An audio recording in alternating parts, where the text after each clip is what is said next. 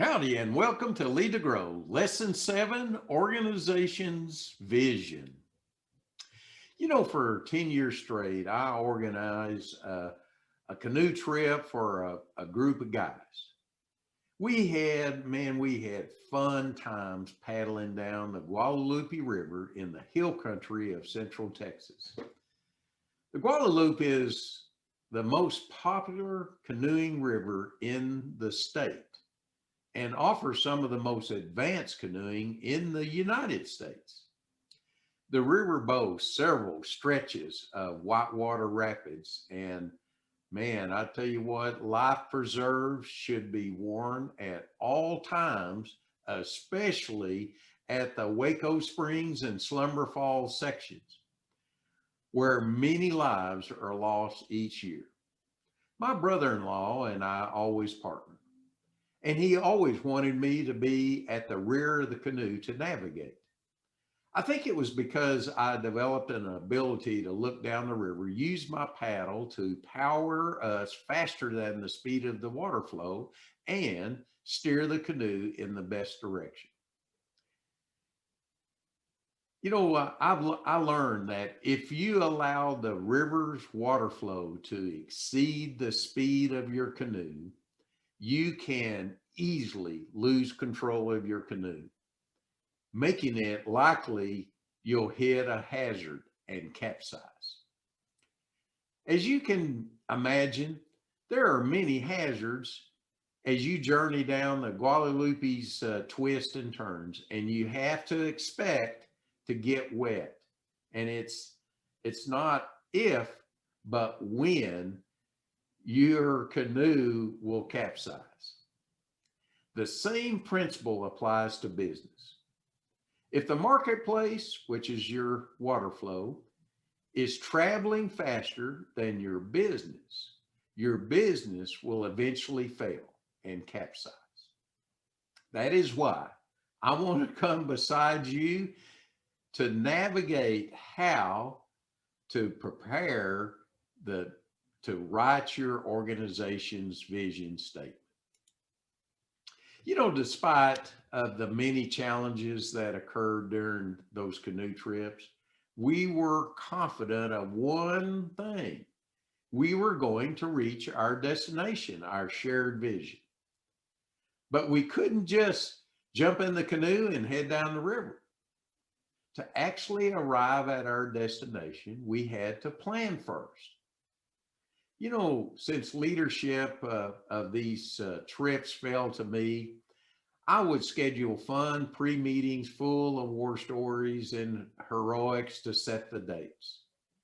I prepared a checklist of all the things I had to organize and complete before the trip, such as receive canoe deposits from each person, reserve canoes and hotel rooms, and get laminated river maps, and just on and on.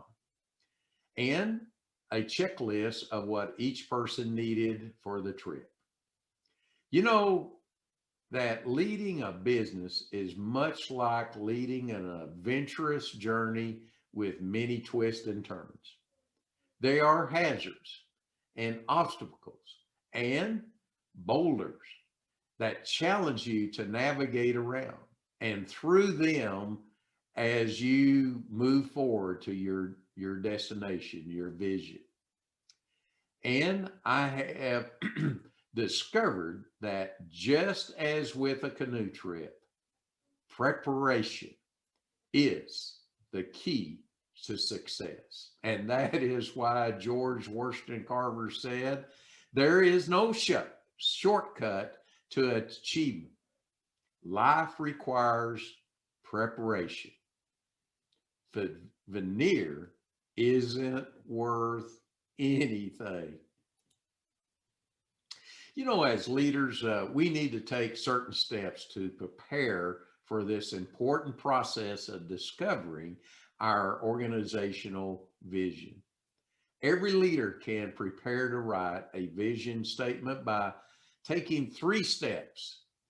And in the process of determining your organization's vision, in other words, know where you're going, you must first ask yourself 2 questions. Where have we been? And where are we now? After you've answered those two key questions, the next step is preparing to write your vision, is to connect with your people.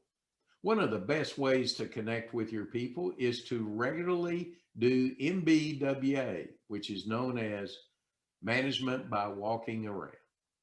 If you ask questions and listen, the response will be amazing.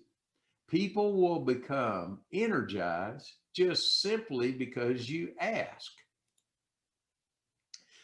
You know, the final step is to do a SWOT analysis, which stands for strengths, weaknesses, opportunities, and threats. A SWOT analysis is a structured planning method used to find your competitive advantage by evaluating the internal factors and the external factors of the organization. To assess your organization's internal factors, record the following by knowing your strengths. In other words, these are the characteristics of the business or project that give it an advantage over others. The second is weaknesses. These are the characteristics that place the business or project at a disadvantage related to others. To assess your organization's external factors, record the following. Opportunities. These are the elements that the project could exploit to its advantage.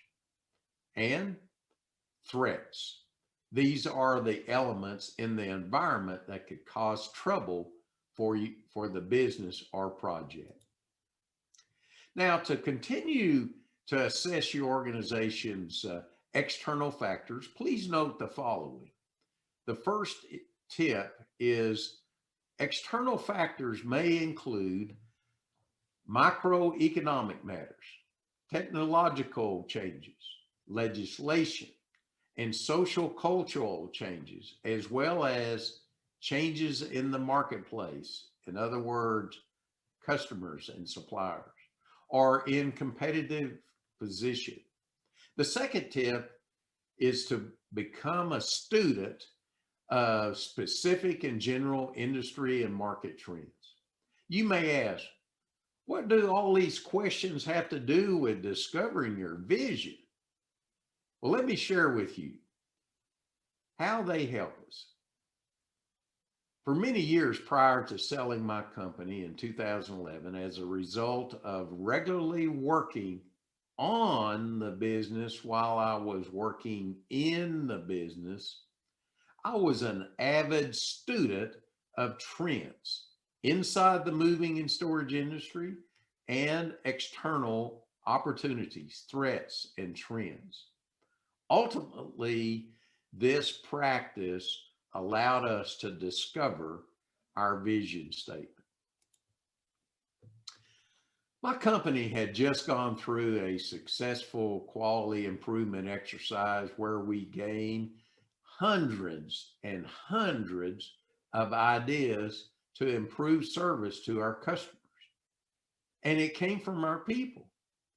And we were rolling out a new innovative business offering from my moving and storage company. One day, a good friend of mine who was consulting with us on this new business offering simply calmly said, "Boy, we are revolutionizing the way people move." I immediately said, "That's it." And he looked at me like, "What is it?"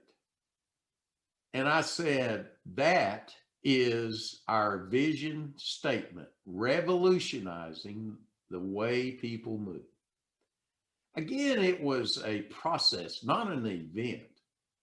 The three steps I've described above occurred over a period of weeks, months, and even years as I was investing time working on my business. If if I had not spent a lengthy amount of time on this process or tried to skip or shortcut it, I would not have so quickly recognized my friend's words as our vision statement. Well, in lesson 7, we have been talking about how to prepare to write your organization's vision statement.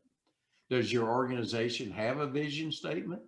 Do you have the passion and the faith that you will prevail in the end as you confront the most brutal facts of your current reality? In this lesson 7, write down 2 or 3 action items that you would like to take today. And this concludes lesson 7 on organizations vision.